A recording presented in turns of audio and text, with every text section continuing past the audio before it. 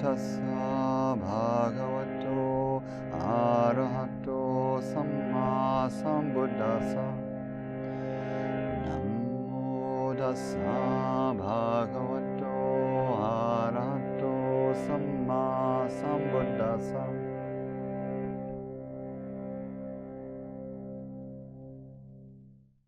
So we have been talking for a while about the body of teachings that, in a way, is thought of as the kickoff to the whole Mahayana Buddhist movement. And this is a body of teachings that began to be assembled some 400 years or so after the time of the Buddha. They were written down in a body of texts known as the Perfection of Wisdom, or Prajna Paramita. Prajna is wisdom, paramita is perfection. They shift from the Pāli of the early Buddhist texts into Sanskrit. So many of the terms are parallels. Panya in Pāli becomes prajna in Sanskrit. Parami in Pāli becomes paramita in Sanskrit. Kamma becomes karma. Dhamma becomes dharma. So they're very closely related languages, and they also behave similarly in the subtle realm. Both Pāli and Sanskrit at various times are considered what we might call sacred languages, which yogically speaking means they hold a kind of ritual or magical import. Like many of the high languages developed by religious cultures of the time, they, a whole collection of letter and number mysticism arose around them. In Indian, Sanskrit, there starts to arise the doctrine that the mantra, when spelled and spoken and pronounced correctly, doesn't just describe or indicate or name the deity, but it actually, as a manifestation in sound of a being that is ultimately formless, actually is the body of the deity. And so there becomes this extraordinary technology of using mantra, not just to praise the divine, but in a certain way to become it, or to become in different kinds of intimate relationship with it. And this, in the Buddhist world, begins with these Perfection of Wisdom texts. Likely the earliest text in this sequence is the one that we've been reading from for a couple months here, the Perfection of Wisdom in 8,000 lines. It's called the Ashta. Ashta is 8, and so Ashta Sahasrika is 8,000. So it's the 8,000 line or stanza Perfection of Wisdom. It gets expanded into 10,000, 50,000, 100,000 stanza versions. Same teachings, same general storyline, but just fleshed out in more and more elaborate ways. And then it gets reduced again. I think of it like, you're reducing a stock or something down to a nice, thick, pungent, bouillon. And when it gets reduced down to a nicely digestible chunk, it's called the Diamond Sutra, the Vajratudika, and reduced even further to a mere 25 lines, it becomes what we now call the Heart Sūtra. The full name of the Heart Sūtra is the heart of the teachings on the perfection of wisdom. So it's the heart, not our physical heart or our emotional heart, but the heart meaning the pith or the core of this body of teachings. And one of the most earth-shaking, in a sort of dry academic kind of way, but academically earth-shaking moments in Buddhist studies of our lifetimes happened in the 1990s when a researcher named Jan Nattier traced the various versions of the Heart Sutra and said, like, what exactly is this a contraction of, a reduction of? And she figured out with in what was initially a theory, but then has subsequently been the accepted narrative of how this text originated, that this text was, unlike the other Prajnaparamita texts, which were originally written in Sanskrit and then translated into other languages as they spread out, the Heart Sūtra was actually written in Chinese. And so what happens is the Perfection of Wisdom in 8,000 Lines is written in Sanskrit, it gets expanded in Sanskrit, and this text is collected by monks that travel between India and China, what's now called India, what's now called China, and that the Sanskrit text gets translated into Chinese. And so the Heart Sutra seems to be a contraction or a summary text from the Chinese translation of the Sanskrit original of the Perfection of Wisdom in 8,000 Lines. So it takes this looping path through China, through the Chinese language, and then in an odd turn gets retranslated back into Sanskrit because Indian sacred texts should be in Sanskrit. Somebody decided at some point, so they retranslate it back into Sanskrit. But part of what sent Professor Nattier on this, goose chase was that the Sanskrit is odd. And so she was like, this isn't classical Sanskrit. Why are they using this word for this or this word for that? And she traces it backwards and she finds the birth story of this mysterious text. So the Heart Sutra comes out of the Chinese tradition, which means it comes out of the Chan tradition. And that means a few things for us. Partly it's just interesting that it has a different sort of birth story than the rest of the Sanskrit Perfection of Wisdom texts. But one thing that's interesting is that, the beginning of the text has as its setting, as all of the Perfection of Wisdom texts do, Vulture Peak Mountain, which was a place the historical Buddha really did teach in North India. And then it says, in the short version, in the Tibetan version, there's a chunky prelude that has the Buddha entering a deep samadhi and then projecting his mind in this various way and kind of causing Avalokiteshvara to have this vision. But in the short version, that's probably older and more original to the Chinese, this is simply the vision of Avalokiteshvara, and it begins.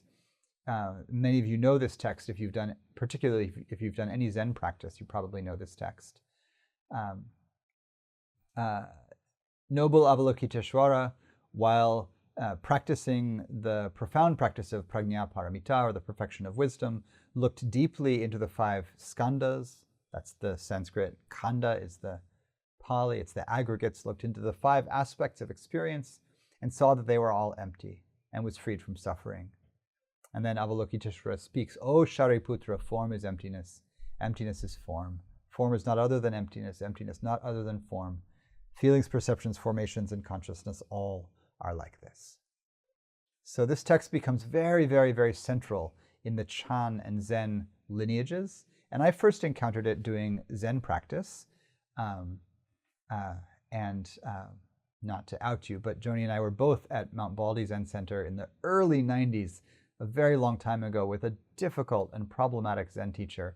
And every morning at 3:30, we would get up and stand in our tight black robes in a freezing cold zendo, and we would sing this chant in an old Sino-Japanese to the clunking of a huge wooden fish. And it starts, Kanji Zaibo Zagyo Hanya Harami Chaji Shoken Gowan Gaigu Jo Isaigu Yakujar, and it goes on like that. This is the Zen style of chanting. Kanji Zaibo Sa is Kanzeon Bosar, Avalokiteshvara, Bodhisattva. And so, and we didn't do the English translation, so but any of you who have spent time with the San Francisco Zen Center, the Suzuki Roshi lineage, will have chanted it in English as well. Very annoyingly, the Japanese versions that San Francisco uses and the Japanese version we used, they differ by 1 syllable in the middle. So you're all good until about halfway through, and then you get off from everybody else. Frustrating. Why couldn't they standardize it? I don't know. There you go.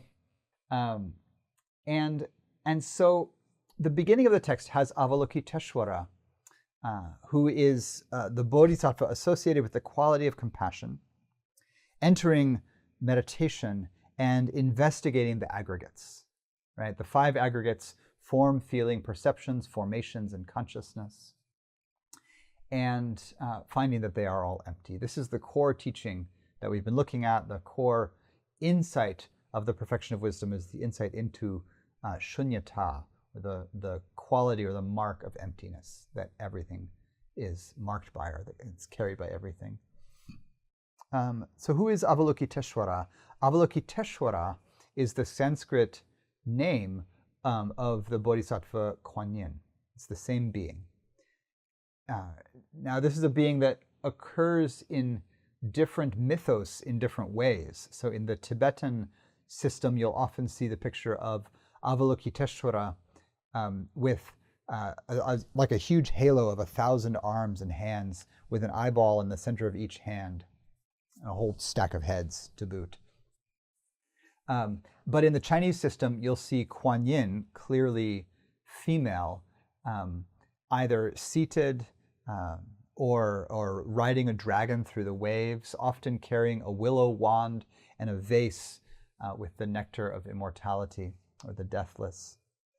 And Kuan Yin's full Chinese name is Kuan Shi Yin, and Kuan Shi Yin is the embodiment of compassion, but what's really emphasized is the quality of listening. Kuan Yin is the one who listens. It's she who hears the cries of the world while resting at ease. So if you need a deity to invoke, and this is a good quality for you, you can just say, Namo Kuan Shi Yin Pusa. Pusa is the Chinese translation of Bosa, or Bodhisattva.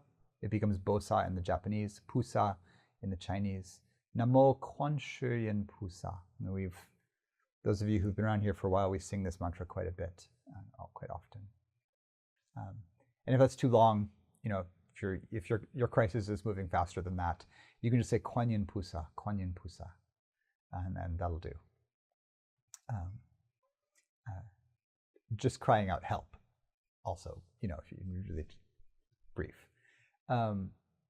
So Avalokiteshvara and Kuan Yin are the same person, but very often in the Zen world, like for years I chanted, Avalokiteshvara Bodhisattva, resting in deep prajna paramita sadhak, aggregates, and I knew intellectually that Avalokiteshvara and Kuan Yin are the same person, but how does it change it in the tone, in the devotional tone, or the tone in your own mind or heart, if we say, this is a sutra, and I'll get onto that word in a moment, where Kuan Yin, the feminine manifestation of intimacy with the world, profound compassion, but also a deep power, the one who rides the dragon through the waves of birth and death, the one who is so calm, does it change it if that's the person, being, force, vision, that is narrating this text? So she says, I'll use she for Kuan Yin. Avalokiteshvara generally gets the pronoun he. Kuan Yin always gets the pronoun she. And so somewhere in the transmission of this image between the Himalayan tradition that kind of gave rise to the Avalokiteshvara form and the Chinese tradition that gave rise to the Kuan Yin form, somewhere in the communication between those, the gender got a little slippery. So a lot of folks who appreciate slippery genders appreciate this particular deity for this exact reason. So you can say they for that force. There's nothing gendered about compassion anyway. So they are sitting in meditation. They investigate the aggregates, the khandha in Pāli, or the skandha in Sanskrit, and they see that they're empty. And it's in the seeing that they're empty that they are freed from suffering. And so this is an interesting spin in a certain way on the way that the Perfection of Wisdom texts, the large text that we've been looking at, talks about emptiness. The Ashta talks about emptiness often not so much as it's the thing that frees one from suffering. That's almost a very early Buddhist way of talking about it, that Avalo themselves was free from suffering, but that understanding or seeing emptiness, and even more particularly in the text, not being afraid of the teachings on emptiness, is what makes one a bodhisattva. We assume that Avalokiteshvara Kuan Yin is already a bodhisattva. And so what is it that emptiness does? What is it that the perfection of wisdom does? It makes one a Buddha.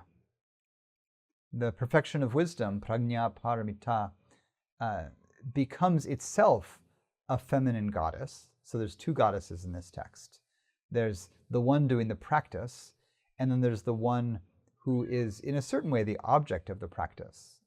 And the text is going to turn toward this being's mantra, prajna paramita, as the goddess of wisdom, the perfection of wisdom herself as an embodied force. Wisdom is feminine partly because it's the quality of wisdom that gives rise to Buddhas. Wisdom gives birth to Buddhas. Because what is a Buddha other than one who is wise, one who has seen clearly? So the early equation goes, Buddhas awaken by uprooting ignorance, avidya. They awaken by seeing clearly, what it means to exist in the stream of birth and death. They awaken because they see clearly how all actions bear fruit for the one who does the action, and that wholesome action bears wholesome fruit, unwholesome action bears unwholesome fruit, and that the most wholesome action of all is to set down the ancient habit of grasping at existence, such that one is reborn again and again and again. And so the Buddha sees his rebirths, sees the workings of karma or action, and then uproots ignorance completely. And so what happens when this extraordinary awakening becomes real for the Buddha is that wisdom has arisen. Prajna is the perfection of knowledge. Jñā is knowing. Pra is like the fullness of knowing. So wisdom is like profound knowing. And so, Buddhas awaken through wisdom. Therefore, wisdom gives birth to Buddhas. Therefore, wisdom must be a mother goddess. And so prajna paramita is not only the teaching, but the quality of wisdom, and not only the quality, but actually the force behind that, the power that quality has to transform beings from ordinary suffering, schmoes into Buddhas, which is extraordinary. So Avalokiteshvara Kuan Yin, they are already a bodhisattva associated with the quality of compassion, and then here they're doing a wisdom practice. They turn toward the experience of the aggregates, form, feeling, perception, formations, and consciousness, the 5 skandha in the Sanskrit of the text. And they see that they're empty. Right? To investigate something with the aim to see its characteristics is a wisdom practice. It's an insight practice. How do you see that something's empty? Right? In the understanding of the early Buddhist system, you would see that it's impermanent first. So, okay, so the first one is rupa, body. So you look at rupa. What is rupa? So, investigate the skandha of body or form. And technically, rupa is not body, kaya is body. Rupa literally means form as seen by the eyes. So there's something that has to do with the visual in it, but it's also like it's material bodies that you can see, and it does mean your own body as well. And so you investigate this rupa. What is this form that I can see, that I can feel? Well, first of all, it's changing all the time, right? So that's the characteristic of impermanence, right? Anicca. And because it's changing all the time, it's inevitably going to be a source of pain. It hurts sometimes because comfort can't be maintained, and it's always intimate with loss because pleasure can't be maintained. And so impermanence cuts both ways. It cuts the pleasure, it cuts the pain. And so because of that, in both ways, it hurts, right? And the second implication of impermanence is that this thing that hurts, but that changes, besides the fact that it hurts, it also, and in a certain way, it's almost like dukkha and anatta cancel each other out in a funny way, but it also can't be called a self. Because if you identify with something, this is my eternal soul, this is my being, this is the thing that defines me in this world. It's like, whoa, is it the same as when you were 20, when you were 10, when you were 1? You know, what's the same here in this body? We know every cell gets recycled every 7 years. It's funny that the body rebuilds its scars. I've had this scar for way more than 7 years. It's still there. But every single little cell is new, replaced, different, you know.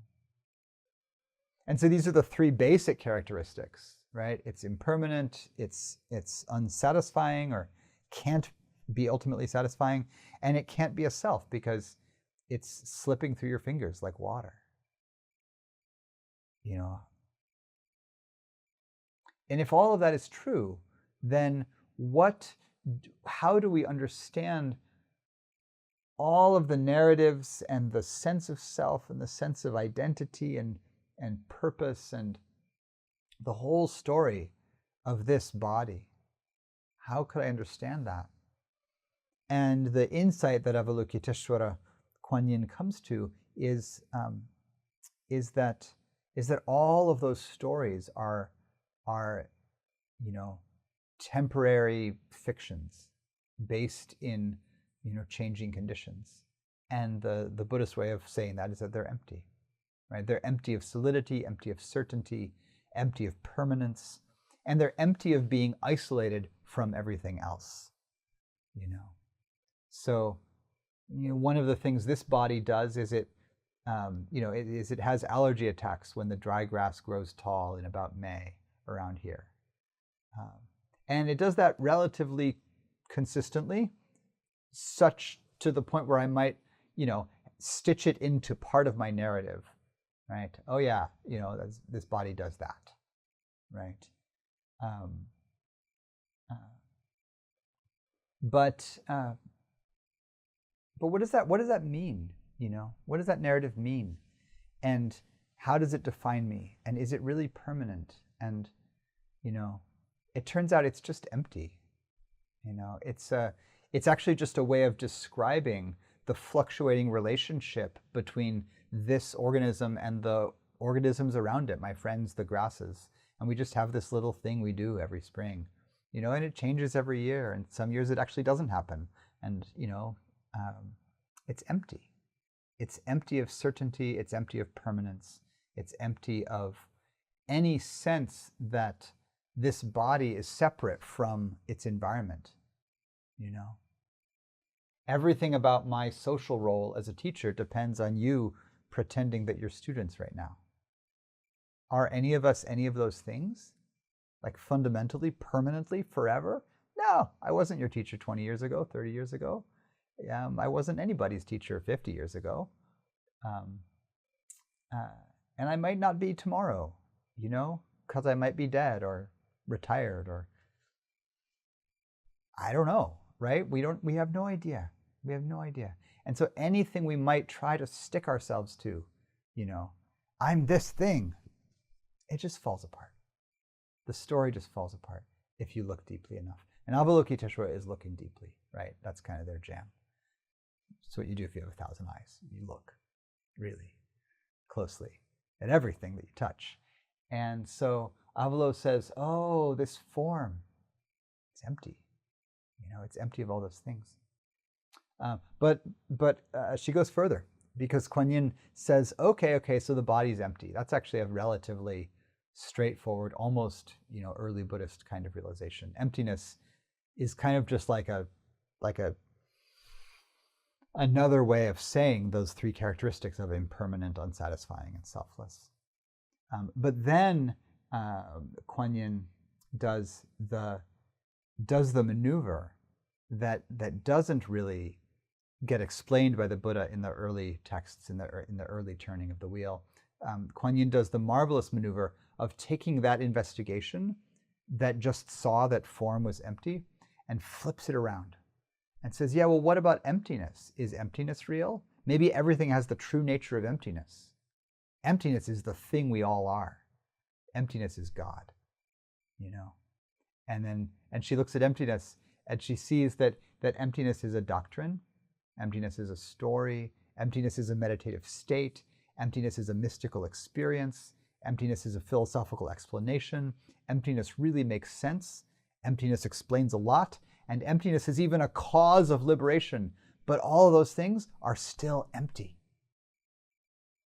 And in fact, they are just as real as the body itself. In other words, everything is material and empty. And so the text, in this beautiful way, does this thing that the Zens adore, right? It looks on both sides of the glass until it doesn't matter which side you're looking on anymore. It says, well, form is emptiness, but emptiness also is form, right? Emptiness, it is something, this teaching on emptiness, right? There is a kind of you can point your mind toward it. It's a thing, right? Form is empty. Emptiness also is form. And then in case you didn't get it, it repeats it. Form is not other than emptiness. In other words, there's nothing else here in this form body that's not empty. But also, there's nothing in emptiness that isn't also form, that isn't completely interwoven. It's like it takes the initial hit that emptiness somehow is an explanation for form, or it's a lens through which to look at form. Oh, emptiness is the insight, but form is the thing. And so you can just flip those around. So emptiness is the thing you're looking at, you're investigating, and the method of investigation is the body. Well, just inhabit the body deeply enough and you'll see that it's water flowing through fingers, or that it's water flowing through an ecosystem. I remember it was last year sometime, River was 7. His name's River. We talk about water. And we had this conversation where we're okay, if all the rivers flow down into the sea, doesn't at some point the land get empty of water? All the water is just going down, it's dumping into the sea. And he's and doesn't the sea just fill up? Why doesn't it just get higher and higher and higher? And I left off the part where it is getting higher, but he's well, what about that? And then we got onto the whole evaporation and and the pressure cycle and and the rain and he was so there's only kind of a fixed amount of water, and it just cycles around. I'm yeah, basically. And he's you mean this water is the same as that water? I'm yeah, minus the salt. What happens to the salt? The salt stays down. Why? And we just figure out the whole thing about how it goes around. And to really grok how a system is balanced somehow.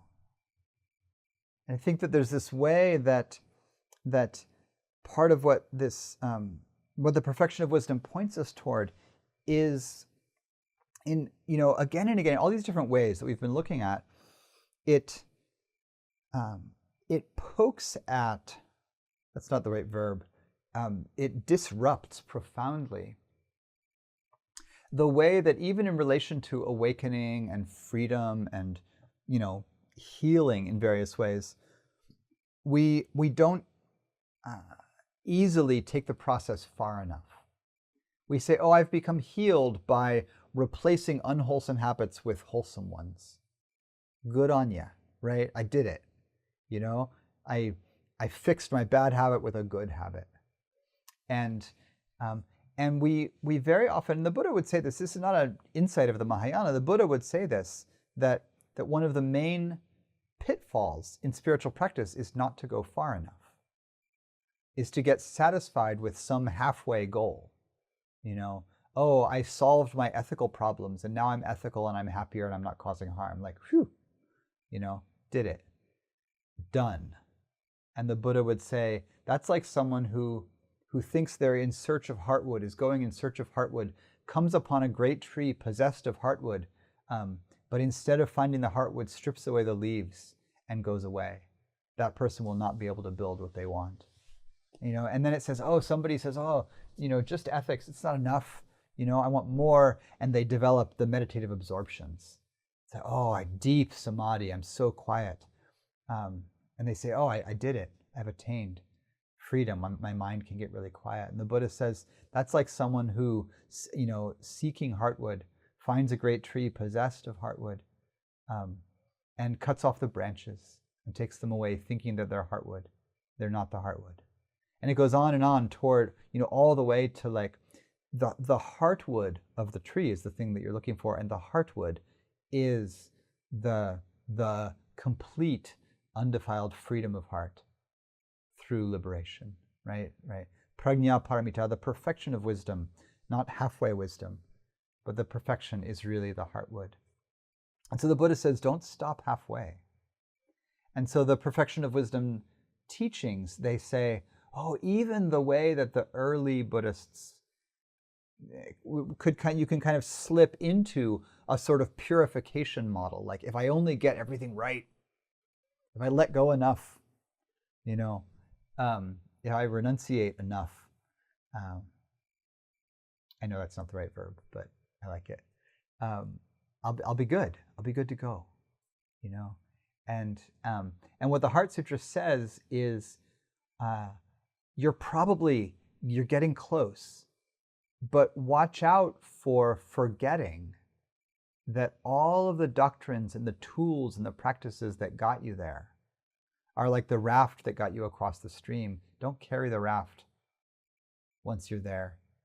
That's burdensome. Just put it down. So it says, oh, the Four Noble Truths, empty. The aggregates, empty. The senses, empty. Dependent origination, the deepest teaching the Buddha gave, empty. Right? Liberation itself, empty. And so as we investigate this text, part of what we are being exhorted to do is to not stop halfway, is to let our investigation of what's real be as radical as it has the potential to be. That this teaching of looking deeply at the aggregates, at this body and these feelings and these mind states, and seeing that they're empty and that emptiness is them. That this is the thing that makes Buddhas, not just healed humans. And I ain't knocking being healed. Like, please get healed. But this tradition says, and there's more. There's more. And the reason that it's important to say that there's more, even if you're not healed yet, is because you can get lost in grasping at the tools and techniques and the training. It's really a paradox, and we'll talk about this in coming weeks. To say don't grasp at the training and don't grasp at the doctrines, this is great. It's a beautiful non-dual teaching. The temptation then will be, and this is the big trap, in this discourse, the temptation then is to stop practicing. Because if everything is empty, and that's everything, including emptiness, then what does it matter? And so the danger, and it's a big fat danger in this teaching, is that it's very close to nihilism. It's very close to thinking that everything is meaningless. And I think the thing that saves it from that is that Avalokiteshvara is not a bodhisattva of radical cutting through. It's not a text spoken by Manjushri, who wields the sword of wisdom. It's a text spoken by Kuan Yin, the goddess of infinite compassion. And I think compassion is what saves us from nihilism. Compassion, actually caring for beings, is a thing that saves us from getting lost in emptiness, which again, if you reify emptiness, you get stuck in emptiness, right? You forget that emptiness is empty. Or you get too into emptiness and you forget that it's also form, then you're just a dude doing spiritual bypass. And I'll leave that in the gendered form because it's the most common in that variety, but anyone can do it. Anyone can be a bypassing dude. Don't do that. Remember compassion. And if we do, then I think we can allow this radical teaching that everything is shot through with emptiness to allow us to enter, perhaps we could say, the womb of the mother of the Buddhas, to eventually be born as one who is clear, who's fully clear. So we'll pause there for now, and we'll continue with this. And that's a teaser, in part, for retreat in November. Come on retreat. We will chant the Heart Sutra in Japanese and Sanskrit, and we will look at its use. I'll talk about this more in coming weeks, of its use not only as a teaching text, but as a ritual and protective magic spell as well, which is one of the ways that it's been used historically. All right, so pause there.